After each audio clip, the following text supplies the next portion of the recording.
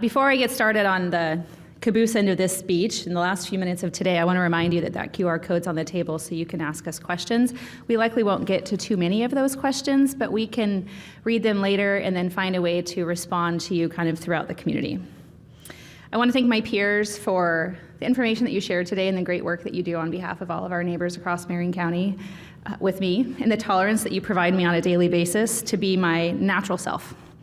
I'm not going to be no different than that today. No, we're not asking for feedback right now. Tune in to a Wednesday morning 9 a.m. meeting if you want to hear that.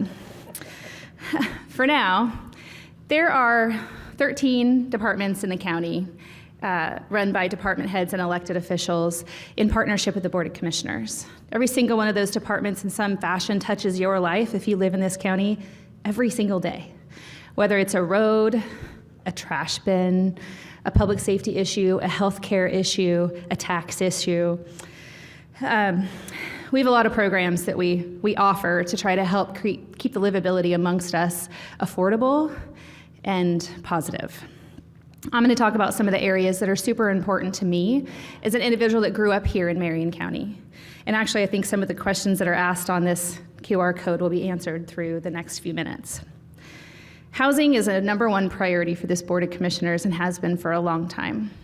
When I became a commissioner, I often shared the story of navigating warehousing throughout my childhood and how difficult it was for me to secure my own home as an adult. Today, thanks to our collective priority of owner-occupied housing, the commissioners have responded as quickly as possible to the disaster that occurred in the canyon and purchased 15 acres in Mill City in 2022. We sold 4 of those acres to a developer to create some multifamily housing, and we've saved 12 of those acres to partner, hopefully with OHCS, if they ever can get their ducks in a row, for a $30 million grant to build down the cost of housing so we can invest in infrastructure and roadways so we can put affordable homes for individuals to buy in that region. A year later, 6 acres in Gates came on the market, and we quickly secured that. I used to be a non-believer in government taking ownership of property because I wanted it to be available to the market. But what I know to be true that is in Oregon, we have so many barriers to the ability to build a house. You have to find creative ways to get those houses out there for folks to purchase. So we're holding on to these 2 properties in the hope that we'll have a state agency partner show up with our vision and assist us through dollars that are available right now to put in infrastructure so then we can go partner with developers to build those houses and get them on the market. Additionally, in 2018, Marion County became an entitled county, which means the Federal Department of Housing and Urbanization gives us money that we have to apply for through a grant to turn that around into vulnerable populations in our communities to help them find stability. A portion of the grant that we applied for, we allocated to down payment assistance and housing rehab. Since we've had the programs in place, we've been able to help 13 families with a $1.6 million investment purchase their own home. In East Salem, Turner, Woodburn, Jefferson, and Mill City. There's multiples in those communities. These are often single-parent households navigating poverty. I don't know if you've tried to buy a house lately, but it takes a long time to save for it unless you're a millionaire, and that is unfortunate. When you own a home, you have an investment in your community, and that investment goes a really long ways to the education systems and whatever livability looks like for you because you're rooted in that space because it's yours. In our rehab program, we had conversation around who's the most vulnerable and who should we help. Well, of course, the intention is helping people rise out of poverty, but also we have these restricted income populations, the retirees, the seniors, the people with disabilities, that have to live really tightly within their means. And if they can't do basic maintenance on their home, then eventually they're gonna have to move out of that home and fall into possibly houselessness. The fastest rate of houselessness right now growing in Marion County is seniors. That's a travesty, and it must be corrected. Because of this program, we've helped 45 households to the tune of $1 million keep their home. They get to stay where they want to be, which is a really big deal for all of us to have that security. One of these individuals in Woodburn said, and he's a senior, My roof was desperately in need of repair. I have a fixed income of $1,700 a month. I couldn't figure out how to afford this major repair. I was probably going to have to move out, and where would I go? Today, because of the county, I'm thankful that I can now safely live in my own home and continue to thrive. In addition to in the lane of housing, the commissioners agree that there's an escalator of it. It's not a one-size-fits-all system for any of us. Maybe an apartment is best for you. Maybe a condo is best for you. Maybe a duplex, maybe a shared living, whatever. It should be available to you at an affordable cost so you can access stability and safety. But we have a vulnerable population amongst us that you're all aware of, the folks with mental illness and folks navigating addiction. Where do they go to live? There's this concept, and you'll hear it amongst some of the community partners here today that no, I'll disagree with you on. Housing First isn't necessarily the best and only program out there to help people stabilize. Housing First is important, but it's not housing only. Because we believe in the not housing only initiative, we've been able to invest a fair amount of money over the last couple of years into partnerships. Commissioner Willis talked about one of them. But last year, there was one partner that I have been navigating. I lived in their facility at one point and been a volunteer of for a long time. Samunka House's Women and Children's Shelter in Kaiser. We gave them a $1.4 million grant to expand their women and children's shelter because nobody should live on the street, and especially not kids. In Kaiser, the US Bank parking lot, the Schoolhouse Square parking lot, when I was the Kaiser Chamber director, was a location for men to rest because their wives or partners and children were at Samunka House. There was no place at that time for families to go to navigate recovery together.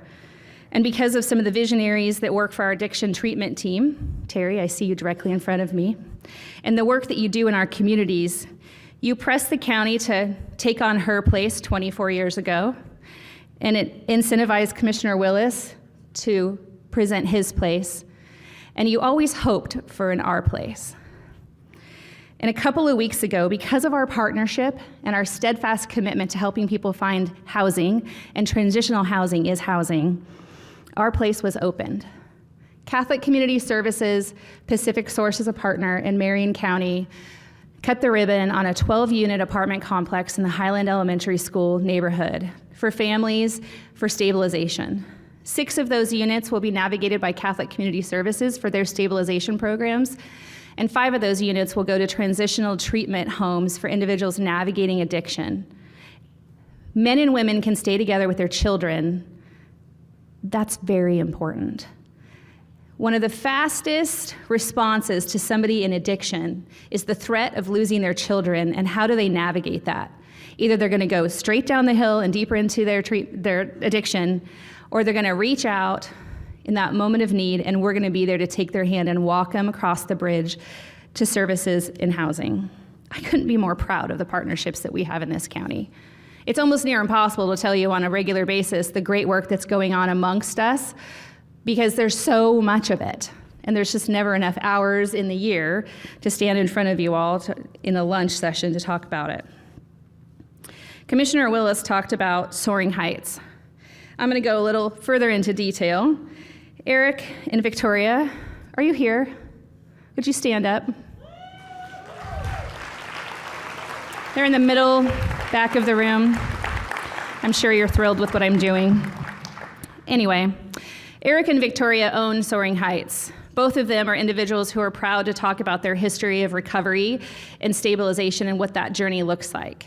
They both had a dream and a skill set that they wanted to present into our community. And I'm not exactly sure when I first met Victoria, but she's unforgettable when you do meet her. And I encourage you to find her on the way out, because she will impart her vision on you, and you will for sure want to come to the table. The county has helped them purchase 3 homes. Those 3 homes are helping people come straight out of addiction. Services are not provided in the home, just love. Just a safe bed, a warm meal, and a place for them to be seen. And they partner with many of our community partners, whether it's the Marion County Addiction Treatment Team, Ideal Options, and many others that I can't think of at the moment, to find stabilization. And there's really no time frame on that. It's not like I'm gonna do it in 30 days kind of a thing. It's a case-by-case, delivery. And we have to be patient, and we have to be persistent, and we have to be present for them. I want to say thank you to both of you for the work that you do in our community and for the constant that you provide to the people who are suffering.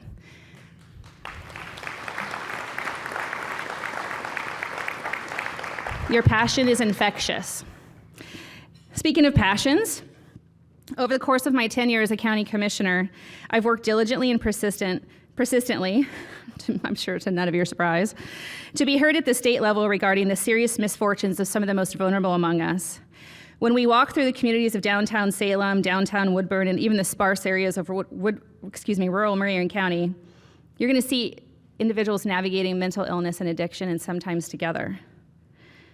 They're dying on our streets and they're suffering on our streets, and it's not okay. It's because we have a civil commitment process in Oregon that's broken. Literally, for the 4 years I've been a commissioner, I have been very aggressive about this topic in partnership with my district attorney. We have finally arrived to a legislature that is listening to us. Just last week, I testified in front of the House Judiciary Committee on a bill that is going to move forward, that's going to lower the bar for civil commitment and define what danger to self or danger to other is. It seems like it would be a simple thing to do, but it's not because of rules. Once we lower that bar, our systems can engage. The county is the local mental health authority. It's our responsibility to see anybody and be available to everybody when they have a need, especially in the mental health space. We have not been able to help people. We can't transport them because of the restrictions on law enforcement. We can't have a circuit court judge put them in an institution because these laws are restrictive. When we lower the bar, nobody is saying we want to put you in an institution forever. I'm not an advocate for that. I'm an advocate for stabilization. But then the program has to come after that. What does that look like? We stabilize them at the Oregon State Hospital or a secure residential treatment facility. And then once they're stabilized and they know that they need continued supports, the county has to come in as a partner and have community beds available for them or family supports available for them. Those systems right now are limited, and we have to lean out into our communities with our partners in the city of Salem who have the largest population in need today, and advocate to the state for additional resources to make expansion occur. And it has to happen fast. That leads me to the Stabilization Center. The sheriff is here. I'm sure you've seen him everywhere with the Board of Commissioners over the last year because we're working diligently and collaboratively to find a place to have folks get a timeout when they need a timeout. We have 20 incorporated cities in Marion County. That's 20 city councils, and most of them have their own law enforcement team, but they don't have a jail. Today, the sheriff or that police officer, they can't just take anybody who's committing a low-level crime or acting out to the jail because of Senate Bill 48. There's a process that the legislature put in place that restricts the sheriff and his team to help people take those timeouts. But because of the passage of House Bill 4002 in 2024 and some funding that we received through the vision of our sheriff and our former undersheriff, Jeff Wood, we have a plan in place to help those cities navigate those difficult folks who are acting out and help them get a timeout. In addition to provide a little reprieve on the jail for folks that don't necessarily need to be in the jail. There's no timeline for when that's going to open because we're going to do it right. And we're taking a lot of time right now to go through the steps and to have the conversations to get that facility open. But I'm pretty confident with the impatience that the sheriff has around this and the motivation, it'll be within the next year. And because I know that we're running over, and I'm going to blame Commissioner Cameron for this year, I'm going to wrap up really quickly. I know what comes around, he says. One of the last things that I want to impart on all of you is partnership.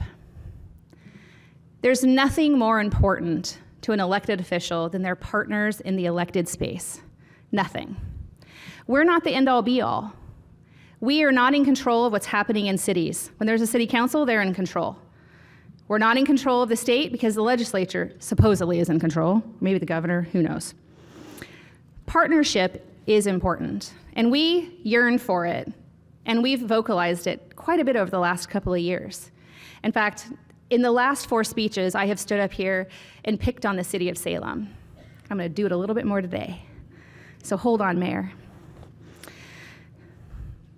Julie Hoy is here today. She's the new mayor of Salem.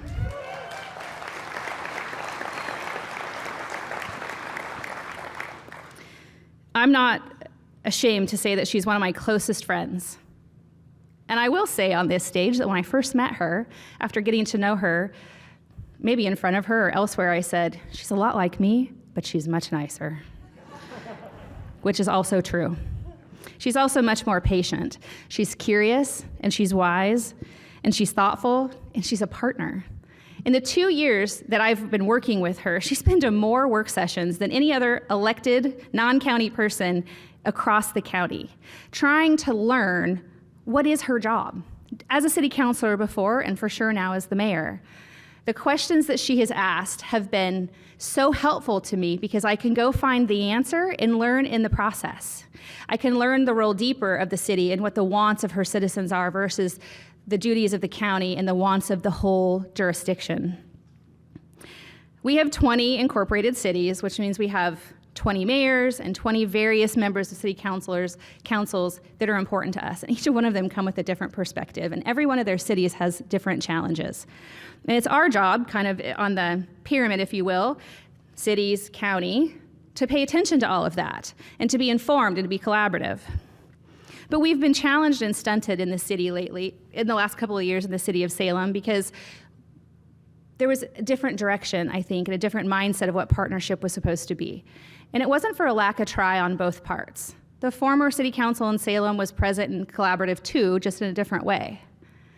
But now we have an opportunity to really lean in. And it's like she's got skates on.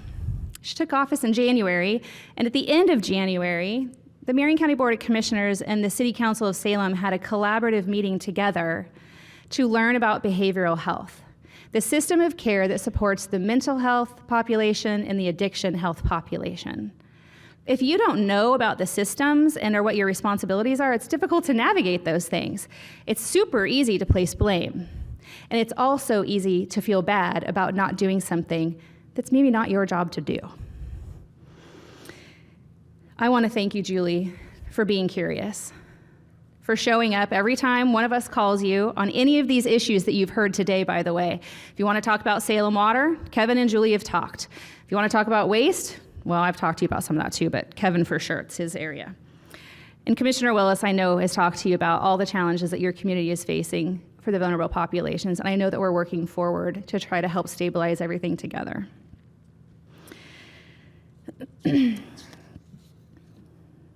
I appreciate your passion, and I want to leave everybody in this room with this thought.